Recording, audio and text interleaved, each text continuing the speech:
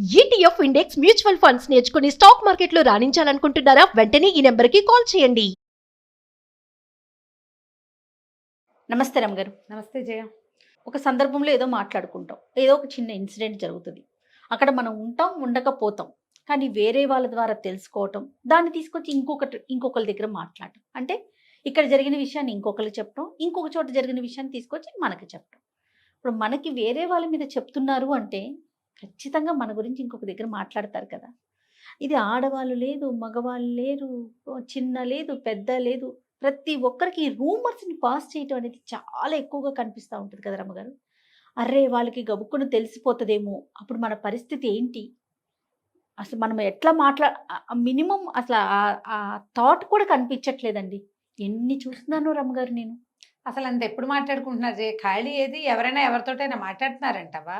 అంటే మాట్లాడుతున్నావా అంటే అంటే ఫోనుల్లో ఉండుండొచ్చు, ఆ కలిసిన కొద్ది సమయం కూడా దీనికే ఉపయోగిస్తున్నారు, గాసిపింగ్కి. గాసిపింగ్స్ ఇది ఒక మంచి ప్రాక్టీస్ కాదు.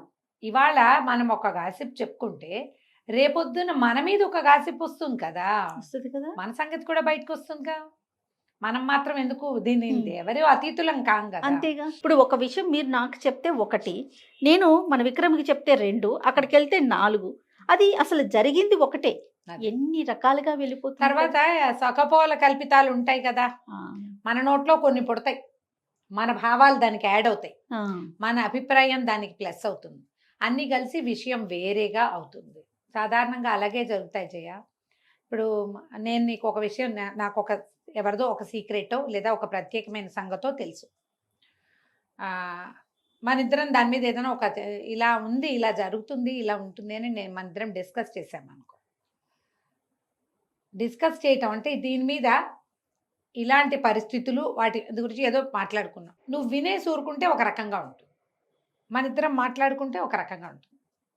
ఇలాంటి పరిస్థితులు వస్తున్నాయి, మనము జాగ్రత్తగా ఉండాలి, పిల్లల్ని జాగ్రత్తగా ఉంచాలి, అయిపోయింది. ఇప్పుడు జాగ్రత్తగా ఉండటం అనేది కదా మెయిన్ పాయింట్. అసలు పాయింట్ ఏంటి? జాగ్రత్తగా టు బి అండర్లైన్డ్ పాయింట్ ఏంటి? జాగ్రత్తగా ఉండటం. జనం ఏం చేస్తారంటే జాగ్రత్తగా ఉండేదాన్ని వదిలేస్తారు. మనం చెప్పిన ఫలానా వాళ్ళ ముఖ్యమైన రహస్యం ఉంది కదా, దాన్ని స్ప్రెడ్ చేస్తారు. ఇంకా ఇందులో ఇంకోటి ఉంది, మీదే ఇక్కడ ఏదో జరిగింది, నేను నీకు చెప్పా, నువ్వు రెక్టిఫై చేసుకుంటావో మానుకుంటావో నీ ఇష్టం. నేను నీకు చెప్పేశాక ఇంక అందులో మ్యాటర్ లేదు.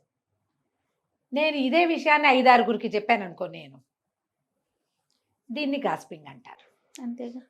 కొంతమందికి ఈ ప్రాక్టీస్ ఉంటుంది, ఇక్కడికి ఇది అయిపోయింది అని ఫినిష్ చెయ్యరు. అయిపోయినట్టు కాదు అది, వాళ్ళకి తెలిస్తే తెలిసినట్టే, అది ఎప్పుడు నిత్య నూతనంగానే ఉంటుంది. ఈ నిత్య నూతనాన్ని స్ప్రెడ్ చేస్తారు. ఇది మాట్లాడకూడని విషయం అనే ఇంగితం ఉండదు.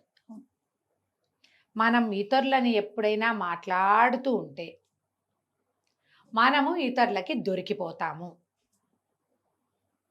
ఏదైనా పర్టికులర్ సందర్భంలో, ఒక ప్రత్యేక సందర్భంలో మనం మాట్లాడాల్సిన మాట అయితే వేరే సంగతి, కానీ ఇలా ఎంతసేపు ఎవరో ఒకళ్ళ విషయాలు ఎవరో ఒకళ్ళ దగ్గర ఎత్తిపోతల పథకంలాగా వాట్సాప్లో ఒక మెసేజ్ రాగానే మనం 5-6 పంపిస్తాం.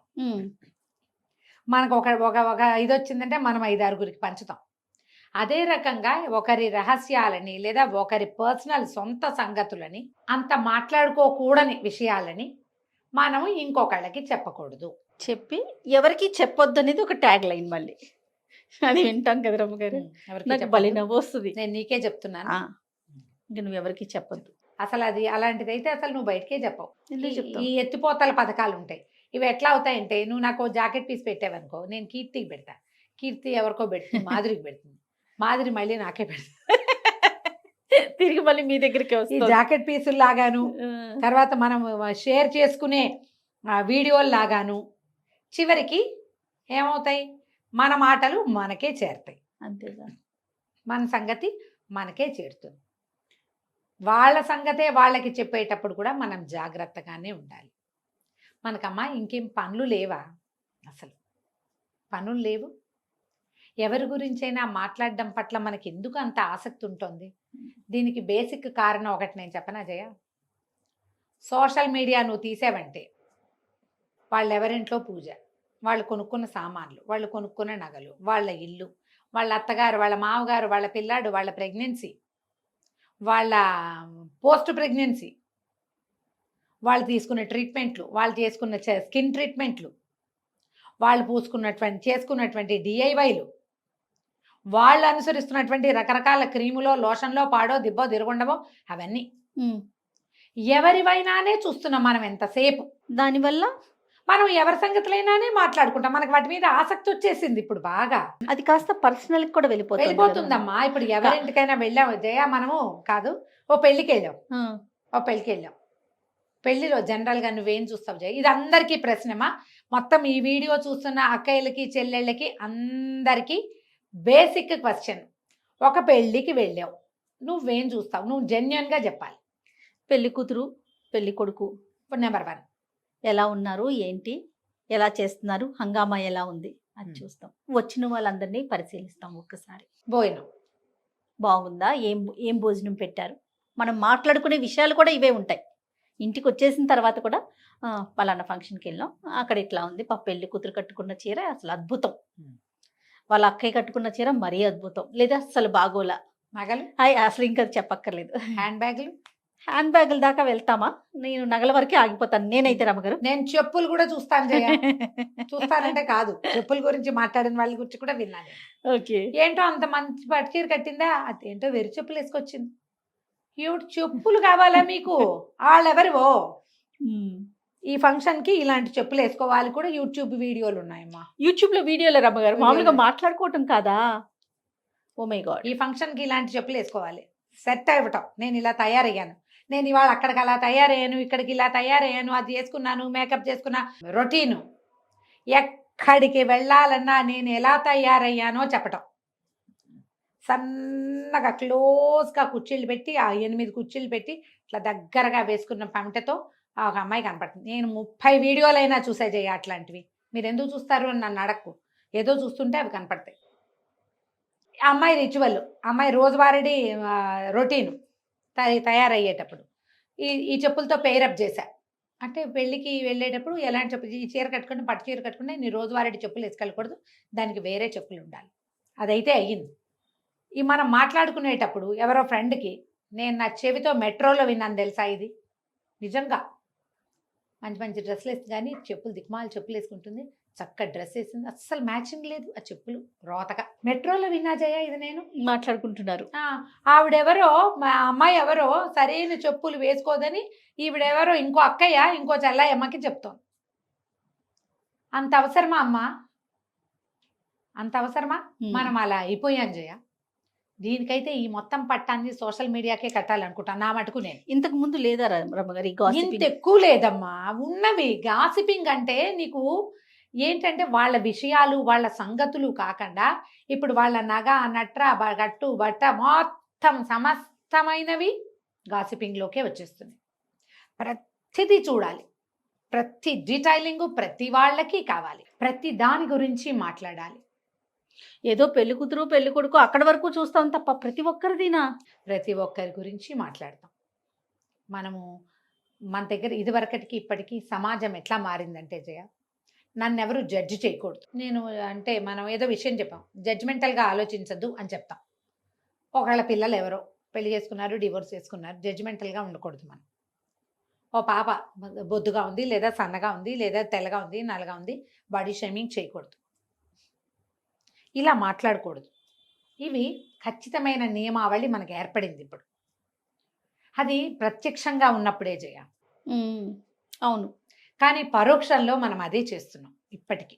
పరోక్షంలో కూడా మనం జడ్జిమెంటల్గా ఉండలేకపోతున్నాం. పరోక్షంలో బాడీ షేమింగ్ చేస్తాం. ఎదురుకుండా ఉన్నప్పుడు ఏం చేయకూడదు, మాట్లాడకూడదు. అలా మాట్లాడంగానే ఒక్క వాక్యం అంటే వాళ్ళని చీల్చి చెండాడతారు జనమంతా పడి. అవును, కానీ ప్రతి వాళ్ళు ఈ చీల్చి చెండాడిన వాళ్ళందరూ పరోక్షంలో అలాగే మాట్లాడతారు. కరెక్ట్.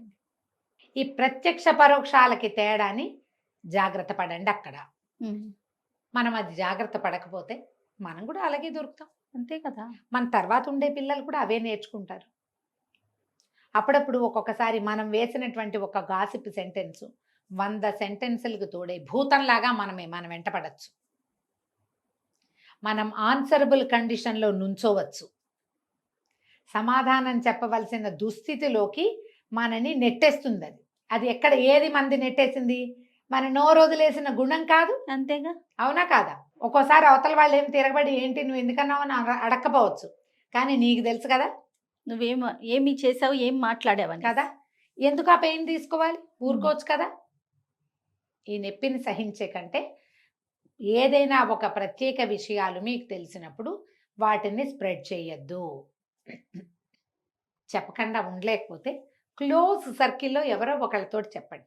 రాజుగారి గాడి చెవులని మన పుట్టలో చెప్తే ఆ పుట్ట మనలో ఉన్నవన్నీ తెలుసుకుని తర్వాత వేణుగానం పడినాయని చెప్తారు. ఆ కథ అదే కదా అవును, చెప్తాను. అవును. రాజుగారి గాడి చెవులు, రాజుగారికి కొమ్ములు ఉన్నాయి, మొత్తం మొత్తం అంతా స్ప్రెడ్ అయిపోతుంది. అంతే. మీరు ఆ మాట వదిలేస్తే చివరికి మిమ్మల్ని అది భూతంలాగా వెంబడబడుతుంది. అన్నిసార్లు అవదమ్మా ఇట్లా, ఉమ్. అన్నిసార్లు అవ్వదు. మన కర్మం గాలితే అవుతుంది. మన ప్రతిసారి బాగానే ఉంది కదా అని నోరు వదిలేస్తే ఎప్పుడో మన పేక్క ఊరవుతుంది. అంతేగా. మనకు ఆ చెడ్డ పేరు ఉండిపోతుంది. కాబట్టి జాగ్రత్తగా మాట్లాడండి. అనవసరమైన గాసిపింగ్కి వెళ్ళొద్దు. అస్సలు దానికి వెళ్ళొద్దు. ఏదైనా సందర్భం వచ్చింది, అలాంటి సిచ్యువేషన్ ఒకటి జరిగింది, వాళ్ళ ఇంట్లో కూడా ఇలా అయింది అనొచ్చు మీరు ఒక వాక్యం. డీటెయిల్డ్గా వెళ్ళబోకండి. అంతే. చెప్పకుండా ఉండలేకపోతాం, చెప్పాల్సే వస్తుంది. డీటెయిల్స్లోకి వెళ్ళకండి. అప్పుడు అంత గాసిప్ అవ్వదది, సమాచారం అవుతుంది. గాసిపింగ్ ఈజ్ డిఫరెంట్ థింగ్ కదా. అంతేగా. అందులోకి వెళ్ళకుండా ఇంత మటుకు జాగ్రత్తగా ఉండండి. అంతే. నమస్తే. నమస్తే చెల్లి.